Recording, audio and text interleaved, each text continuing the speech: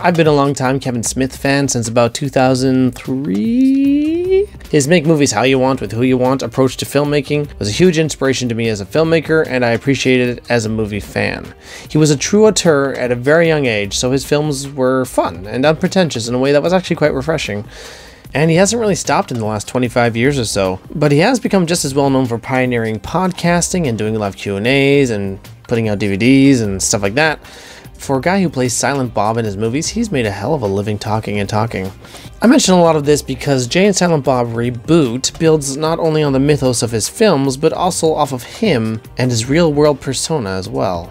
It's loaded with familiar faces from past movies, builds off of events from said movies, and has a lot more references to Kevin Smith the actual guy than one might expect. And it's even best to be up to date on current blockbuster films, yeah, you know, mostly superhero movies, and the general popular conversation about them. It's really a movie made for the current internet movie geek. But to be completely upfront, I'm honestly not sure what this film has to offer the uninitiated. It really is a bunch of inside jokes, though us fans are fortunate enough to be mostly in on the jokes. If you love Smith and his work, or even just the classic Jay and Silent Bob movies, I suspect you'll find a lot to enjoy in here. The story goes that Jay and Silent Bob find their way into a lawsuit where they're not allowed to have their actual names because a lawyer cons them into signing them over for their new movie, a reboot of Blunt Man and Chronic. Remember that movie that they were trying to stop from happening back in Jay and Silent Bob Strike Back? Yeah, same thing. It's more or less the same joke setup as before, but they pretty much acknowledge that. In fact, many of the same jokes are repeated or referenced from past installments, but that's just part of the movie's MO. I feel like there's a level of self-referentialism that transcends unoriginality and becomes a thing of its own again, and this movie actually balances that out pretty good. Also, turns out Jay had a kid with that girl that he was seeing back in Jay and Silent Bob Strike Back, which he finds out on the road, and she joins them for the road trip to California because of reasons. The catch is that Jay's forbidden from revealing that he's in fact her father.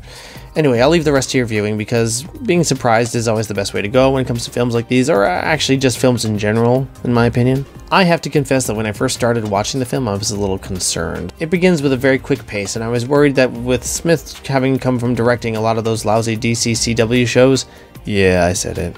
Since TV has a much quicker pace than feature films, a lot happens in the film and it doesn't feel particularly long, so I suppose I understand the need to get into the main plot. But the setup is a bit contrived and maybe not as funny as it ought to be. I suppose it really finds its stride once Jay's daughter Millie, played by Smith's own daughter, Harley Quinn Smith, is brought in, but maybe that's because that's when the film finds its heart.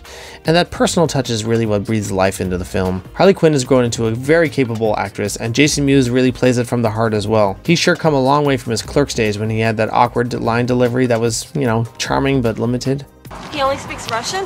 Nah, I speak some English, but he cannot speak good like we do.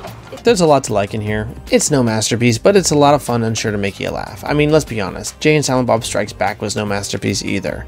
These films work because they're funny, and you're either along for the ride or you're not. There's cameos up the wazoo with a real who's who of Hollywood, even if the inclusion is sometimes a bit hammy and awkward.